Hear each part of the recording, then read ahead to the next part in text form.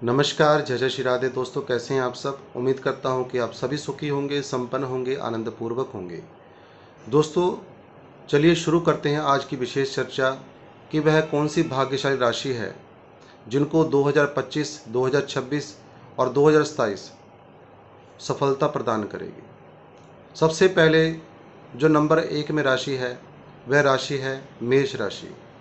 मेष राशि में कुछ ग्रह ऐसे हैं जो उनको भाग्यशाली बनाते हैं। सबसे पहले मैं बात करूंगा राहु की। मेष राशि में राहु 11वें भाव से गोचर करेंगे 18 मई 2025 से, तो आपके जीवन में खुशियां ला करके आएंगे। यह राहु 11वें भाव में बहुत अच्छे परिणाम देते हैं और 11वें भाव में बैठ कर के यह आपको लाभ प्रदान करेंगे।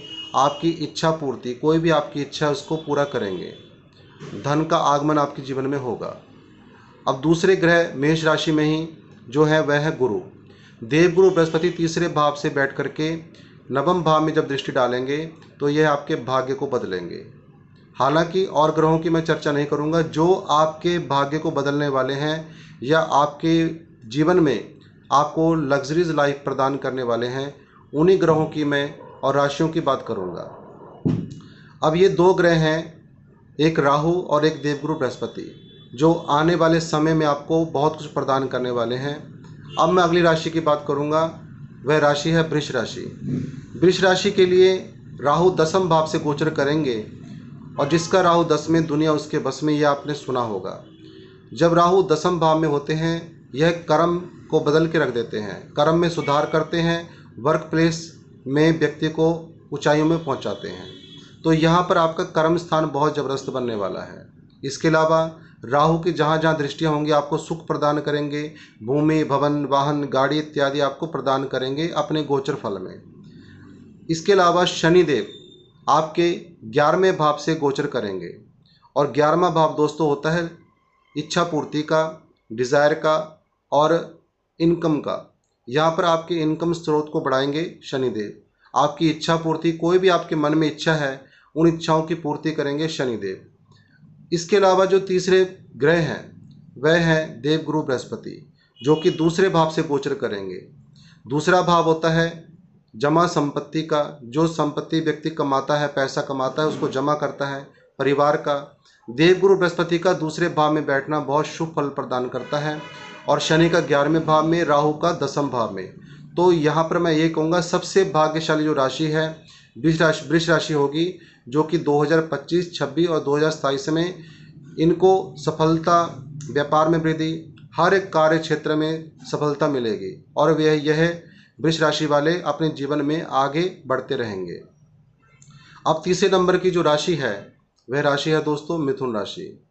मिथुन राशि में राहु 9वें भाव से गोचर करेंगे और 10वें भाव से शनि गोचर करेंगे और लगन से गुरु।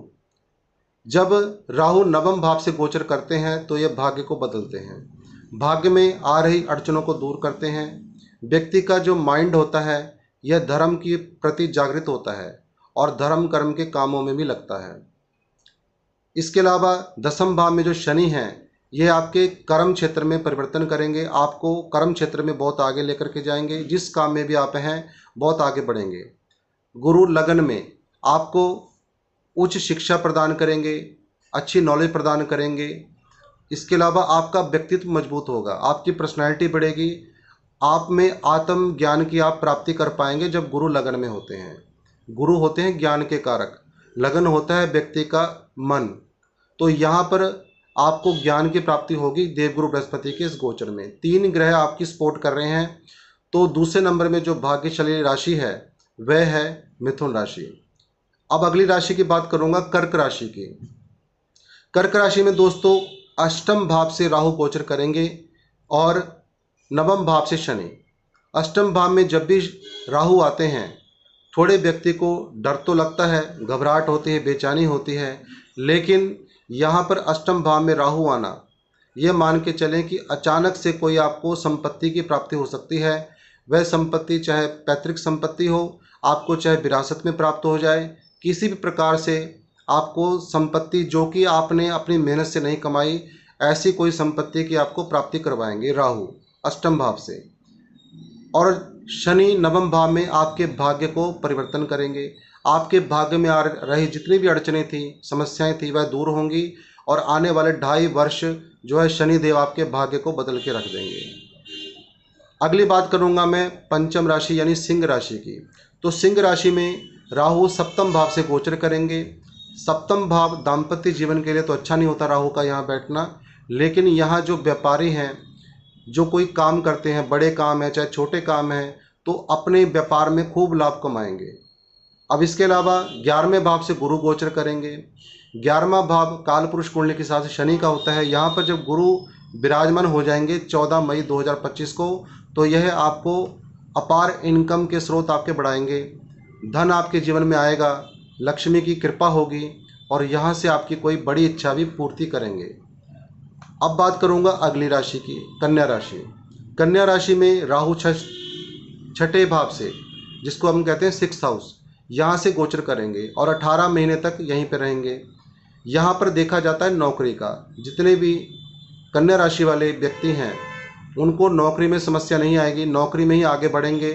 और जो नई नौकरी चाहते हैं उनके लिए बहुत अच्छा समय यह रहेगा 18 मई 2025 के बाद। 18 महीने आपके ऊपर राहु बहुत कृपा करेंगे, क्योंकि इनकी दृष्टियां भी बहुत काम करेंगी, जो कि आपके व्यापार, यदि आप व्यापारी हैं, व्यापार में वृद्धि करेंगे, इनकम के स्रोत आपके बढ़ेंगे, शत्रु आपके नष्ट होंगे, कोई कष्ट था, रोग था, कर्जा था, वह दूर करने की पूरी इनकी सामर्थ्य रहेगी राहु की यहाँ पे, क्योंकि यह राहु का गढ़ माना जाता है। यहाँ पर जब राहु बैठते हैं तो आपके रोग ऋण शत्रुओं का तो नाश करते हैं, आपको व्यापार में भी आगे बढ़ाते हैं, आपकी कई इच्छाओं की भी पूर्ति करेंगे।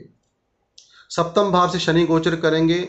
यदि आपकी कोई मैरिज इत्यादि का काम है तो वह डिले हो सकता है, वह आगे जा सकता है, क्योंकि शनि जब सप्तम भाव में आते हैं और 2.5 वर्ष तक यहाँ रहेंगे तो विवाह शादी के किसी कार्यक्रम में वहाँ पर आपका थोड़ा लेट हो सकता है, देरी हो सकती है, क्योंकि इनको कहा गया शनि शनि, ये यहाँ पर 2.5 साल तक शनि शनि चलेंगे, धीरे धीरे चलेंगे। तो वहाँ पर जो गुरु से संबंधित चीज़ें होती हैं, यानी विवाह, मैरिज इत्यादि, इन चीज़ों में रुकावट जरूर होगी। लेकिन जो व्यापारी हैं उनके लिए व्यापार चांद पे पहुँचेगा, ऐसा मान के चले आप, जिसको कहते हैं आसमान में पहुँचना। बहुत अच्छा शनि का यहाँ पर गोचर होगा।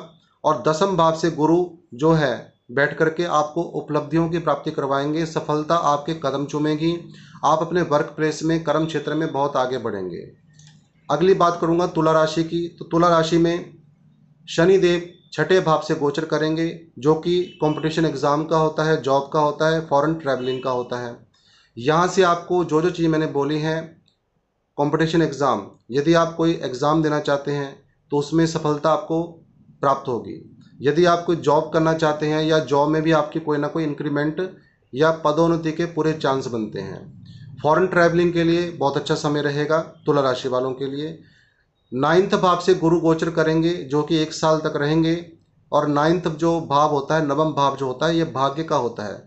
तो आपके भाग्य की उन्नति करेंगे, धार्मिक कार्य में आपकी रुचि बढ़ेगी और कैरियर में आप सफलता प्राप्त करेंगे। 5th हाउस से, पंचम भाव से राहु गोचर करेंगे, जो कि उच्च शिक्षा का भाव माना जाता है। जुआ, सट्टा, लॉटरी इत्यादि के कार्य यदि आप कोई करते हैं तो उसमें आपको सफलता मिलेगी, क्योंकि राहु की पंचम भाव में बैठ करके 11th हाउस में दृष्टि पड़ती है, जिससे अचानक से व्यक्ति के जीवन में कई धन से संबंधित जुड़ी समस्याएं समाप्त हो जाती हैं। अब बात करूंगा वृश्चिक राशि की। दोस्तों, जो वृश्चिक राशि वाले हैं उनके चतुर्थ भाव जो 4th हाउस होता है, इसमें से राहु गोचर करेंगे 18 महीने के लिए। और यह जो भाव होता है प्रॉपर्टी इनको प्रदान करेंगे, कोई ना कोई प्रॉपर्टी का कार्य आपका बनेगा, सुख के साधन जुड़ेंगे, वाहन, भूमि, भवन इत्यादि के काम से आप प्रॉफिट में रहेंगे। यहाँ पर राहु की दृष्टि 10वें भाव में पड़ेगी, इसलिए आपके व्यापार में वृद्धि होगी, कर्म क्षेत्र में आप आगे बढ़ेंगे। और 5th हाउस से शनि गोचर करेंगे, जो कि एजुकेशन का होता है, संतान का होता है, बिजनेस, डिजायर वाले भाव को देखेंगे। हर चीज़ में आपको उपलब्धि मिलेगी। यहाँ पर वृश्चिक राशि वाले ये मान के चलें कि सफलता आपके भी कदम चूमेगी। धनु राशि वाले जितने भी जातक हैं, जातिकाएं हैं, राहु तीसरे भाव से गोचर करेंगे 18 महीने के लिए। तीसरे भाव से जब ये भाग्य भाव को देखेंगे तो आपके भाग्य को चमकाएंगे और आपको व्यापार, भाग्य, नौकरी, सर्विस हर चीज़ में आपको सफलता प्राप्त करवाएंगे। चौथे भाव से शनि गोचर करेंगे जो कि भूमि भवन वाहन का कारक होता है यह भाव, तो आपको भूमि भवन वाहन सफलता प्राप्त होगी। इन चीज़ों में से आप कोई भी आपकी इच्छा है कुछ ना कुछ आपको प्राप्त जरूर हो जाएगा। मकर राशि वालों की बात करूंगा जिनके ऊपर से 28 मार्च 2025 को शनि की साढ़े सत्ती बिल्कुल समाप्त हो जाएगी और शनि थर्ड हाउस से गोचर करेंगे। यहाँ से ये आपके भाग्य भाव को देखेंगे जिससे आपके भाग्य के सारे रास्ते खोल देंगे। विद्या के क्षेत्र में आप आगे रहेंगे। विदेश यात्रा के आपके पूरे चांस बनेंगे यहाँ पर यदि आपका कोई रुकावट आ रही थी।